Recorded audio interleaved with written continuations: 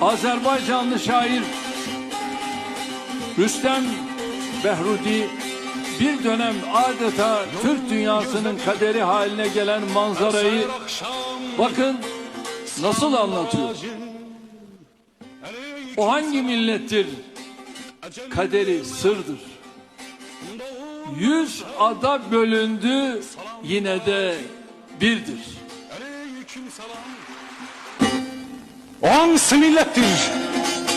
Tarihi sirridir.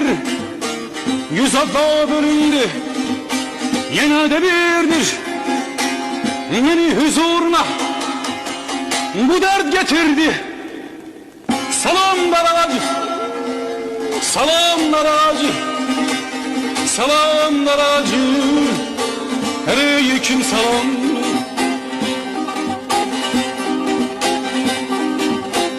Hazari Baykal'ı aranı gördüm. Gördüm can üstedir, yaralı gördüm.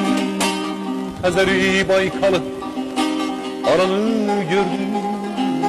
Gördüm can üstedir dostlar, yaralı gördüm.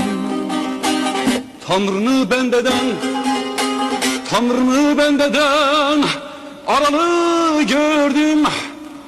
Salamlar ağacı, salam menekşliyim. Salamlar ağacı, salam menegenim. Salamlar ağacı, aleyküm selam. Kırgızam, Özbekem, Kazak, Türkmenem, Başkurdam, Kerkükem, ele Görkmenem. Senin gözlediğin garip Türk'üm benim. Salamlar ağacı, salamlar ağacı.